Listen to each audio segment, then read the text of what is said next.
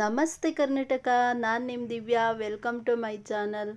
ಇವತ್ತು chicken liver ಗೊಜ್ಜು ಹೇಗೆ ಮಾಡೋದಂತ ನೋಡೋಣ ಬನ್ನಿ. ಇಲ್ಲಿ ನಾನು ಅರ್ಧ kg ಆಗೋಷ್ಟು ಚಿಕನ್ ಲಿವರ್ ತೊಗೊಂಡಿದ್ದೀನಿ. ತಗೊಂಡು 4-5 ಸಲ ಅರಿಶಿನ ಪೌಡ್ರ್ ಹಾಕ್ಬಿಟ್ಟು ನೀಟಾಗಿ ವಾಶ್ ಮಾಡ್ಕೋಬೇಕು. ಈ ರೀತಿಯಾಗಿ ಒಂದು ಬೌಲ್ಗೆ ಹಾಕ್ಬಿಟ್ಟು ಅರಿಶಿನ ಪೌಡ್ರ್ ಹಾಕಿ ನೀಟಾಗಿ ವಾಶ್ ಮಾಡಬೇಕು. ವಾಶ್ ಮಾಡಿದ ನಂತರ ಮೀಡಿಯಮ್ ಸೈಜಲ್ಲೇ ಕಟ್ ಮಾಡಬೇಕು. ನೀವಿನ್ನೂ ನಮ್ಮ ಚಾನಲ್ಗೆ ಸಬ್ಸ್ಕ್ರೈಬ್ ಆಗಿಲ್ಲ ಅಂದರೆ ದಯವಿಟ್ಟು ಸಬ್ಸ್ಕ್ರೈಬ್ ಆಗಿ. ನಮ್ಮ ಮುಂದಿನ ವೀಡಿಯೋಗಳು ನೋಡೋಕ್ಕೆ ತುಂಬಾ ಈಸಿ ಆಗುತ್ತೆ.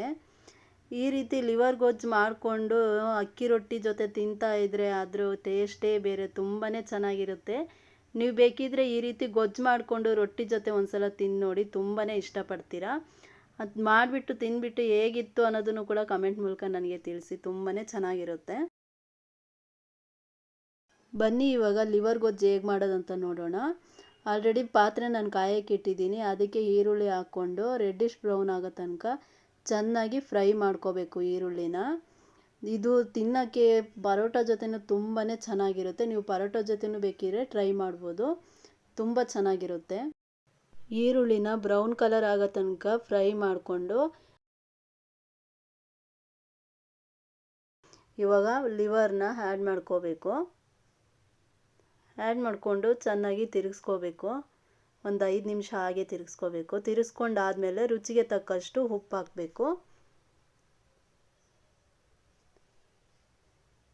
ರುಚಿಗೆ ತಕ್ಕಷ್ಟು ಉಪ್ಪು ಹಾಕಿದ ನಂತರ ಮತ್ತೆ 5 ನಿಮಿಷ ಹಾಗೆ ತಿರುಗಿಸ್ಬೇಕು. ತಿರುಗಿಸ್ಕೊಂಡಾದಮೇಲೆ ಇಲ್ಲಿ ನಾನು ಚಿಕನ್ ಮಸಾಲ ಸ್ವಲ್ಪ ಆ್ಯಡ್ ಮಾಡ್ತಾಯಿದ್ದೀನಿ.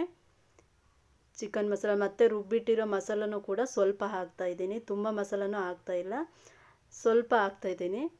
ಹಾಕ್ಬಿಟ್ಟು ಒಂದು 2 ನಿಮಿಷ ಹಾಗೆ ತಿರುಗಿಸಿ ಸ್ವಲ್ಪ ನೀರು ಆ್ಯಡ್ ಮಾಡಬೇಕು. ಆ್ಯಡ್ ಮಾಡಿಬಿಟ್ಟು ಸ್ವಲ್ಪ ಹಾಗೆ ತಿರುಗಿಸ್ಬಿಟ್ಟು ಇದು ಲೆಮನ್ ಸ್ವಲ್ಪ ಆ್ಯಡ್ ಮಾಡಬೇಕು. ನಾನಿಲ್ಲಿ ಅರ್ಧ ಲೆಮನ್ ಆ್ಯಡ್ ಮಾಡ್ತಾಯಿದ್ದೀನಿ. ಯಾಕೆ ಅಂದರೆ ಲಿವರ್ ತುಂಬಾ ಹೀಟು, ಅದಕ್ಕೋಸ್ಕರ. ಲೆಮನ್ ಹಾಕೋದ್ರಿಂದ ಅಷ್ಟು ಹೀಟ್ ಆಗೋಲ್ಲ, ಅದಕ್ಕೋಸ್ಕರ ನಾನು ಹಾಕ್ತಾಯಿದ್ದೀನಿ. ಎಲ್ಲ ಹಾಕಿದ ಮೇಲೆ ಲಿಡ್ ಮುಚ್ಚಿ ಒಂದು 10 ನಿಮಿಷ ಹಾಗೆ ಬಿಟ್ಟು ಮತ್ತೆ ಲಿಡ್ ಓಪನ್ ಮಾಡಿ ಮತ್ತೆ ತಿರುಗಿಸ್ಬೇಕು. ಈ ರೀತಿ ತಿರುಗಿಸ್ಬೇಕು. ನಾನಿಲ್ಲಿ ಮಸಾಲಕ್ಕೆ ಏನೇನು ಯೂಸ್ ಮಾಡಿದ್ದೀನಿ ಅನ್ನೋದು ಕೂಡ ನಾನು ಡಿಸ್ಕ್ರಿಪ್ಷನಲ್ಲಿ ಹಾಕಿರ್ತೀನಿ ನೋಡಿ.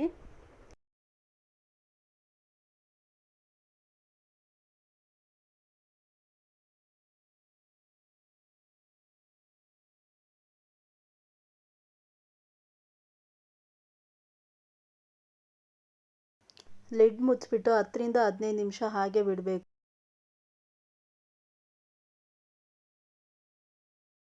ಇನ್ನೇನು ಲಿವರ್ ಗೊಜ್ಜು ಆಯಿತು.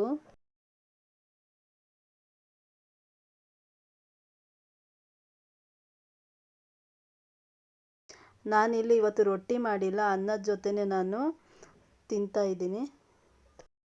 ನೀವು ಕೂಡ ಮನೆಯಲ್ಲಿ ಒಂದು ಸಲ ಟ್ರೈ ಮಾಡಿ ನೋಡಿ, ಹೇಗಿತ್ತು ಎಂಬುದನ್ನು ಕಮೆಂಟ್ ಮೂಲಕ ತಿಳಿಸಿ. ಈ ವಿಡಿಯೋ ಹೇಗಿತ್ತು ಎಂಬುದನ್ನು ತಿಳಿಸಿ ಮತ್ತು ಸಬ್ಸ್ಕ್ರೈಬ್ ಆಗೋದನ್ನು ಮಾತ್ರ ಮರಿಬೇಡಿ. ಈ ಕೂಡಲೇ ಸಬ್ಸ್ಕ್ರೈಬ್ ಆಗಿಲ್ಲ ಅಂದರೆ ಸಬ್ಸ್ಕ್ರೈಬ್ ಆಗಿ. Thank you.